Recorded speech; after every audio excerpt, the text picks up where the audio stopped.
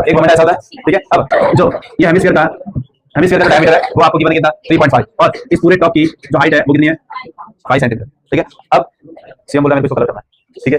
तो सीएम का कलर खरीदने गया, अब उसने बोला कि जितना कलर लगेगा उतना खरीदना, एक्स्ट्रा वेस्ट चला जाएगा। तो इसने बोला पहले तो हम इसका क्या निकाल लेते, सरफेस एरिया निकाल। सरफेस एरिया क्यों निकालेंगे, क्योंकि हमें अंदर कलर नहीं करना है, हमें ऊपर ही करना है, ठीक है। तो उसने कहा कि ये जो टॉप है वो एक हेमिस्फीयर एक कोन से बना है, ठीक है। अब हेमिस्फीयर और कोन, तो सबसे पहले तो मैं यहाँ पे हेमिस्फीयर में डायमीटर गिवन है, हेमिस्फीयर में डायमीटर गिवन है, तो डायमीटर कितना है 3.5 सेंटीमीटर, तो रेडियस कितना होगा 3.5 बाय 2 सेंटीमीटर, ठीक है। अब ध्यान से सुनना, यहाँ पे एक हेमिस्फीयर को ऐसे रखा है, उसके ऊपर ऐसे रखा है, तो इसका कर्व सरफेस निकालेंगे, टोटल कर्व निकालेंगे, क्योंकि ये जो ये वाला पार्ट टकन वाला है वो तो क्या है उस पे लग गया, अब उसको निकाल के मतलब नहीं करना, समझ आ रहा है, ठीक है। फॉर एग्जांपल एक कटोरा ले लो आप और वो नहीं करना जो सोच रहे हो, ठीक है। अब उस कटोरे को आपको नीचे रख देना, उल्टा रख देना। अब आपको इस पे कलर करना है, उस पे कलर करना है, तो ऑब्वियसली बात है उसको सीधा नहीं करना, आपको ऐसे कलर करना है। तो उसका जो ढक्कन वाला पार्ट है वो क्या हो जाएगा, नीचे रह जाएगा, तो कलर हम करेंगे खाली आजू बाजू सरफेस पे, ठीक है।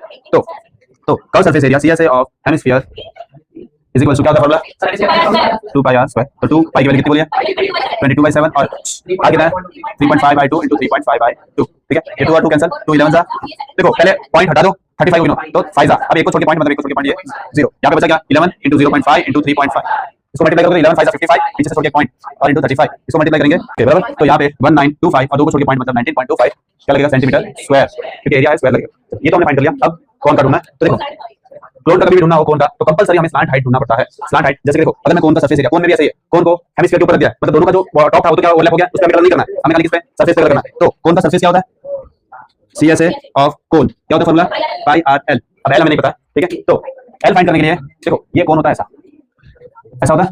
अब किसी तरह से अगर मैं इसकी हाइट निकाल लूं, ठीक है, हाइट और ये हो जाएगा रेडियस, ये मिल जाएगा 90 डिग्री और ये हमें लगेगा l, तो हाइट और रेडियस निकाल लूं तो मैं पाइथागोरस थ्योरम से l भी निकाल सकता हूं। तो अब यहां पे देखो कि इसकी पूरी हाइट कितनी है 5, और अभी मैंने बोला था कि एक जो रेडियस होता है वो हेमिस्फीयर का क्या होता है हाइट होता है, तो इस 5 में से मैं रेडियस को क्या कर दूं माइनस कर दूं, तो यहां पे height of cone is equal to 5 minus 3.5 by minus कर दो, ठीक है। क्या हो जाएगा उसको डिवाइड करने पर कितना आएगा 1.75, ये कितना मिलेगा 3.25 सेंटीमीटर।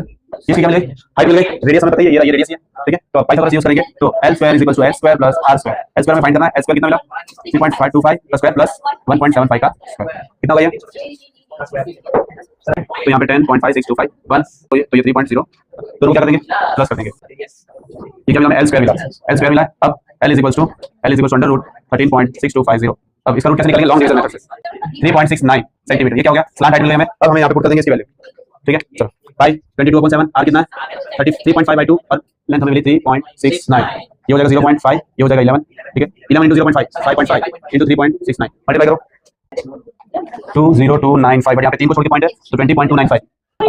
अब ये तो किसका निकला है कौन सा, ये किसका था टॉप किससे बना, दोनों को मिला के तो हम इसको क्या कर देंगे प्लस कर देंगे, तो 545.39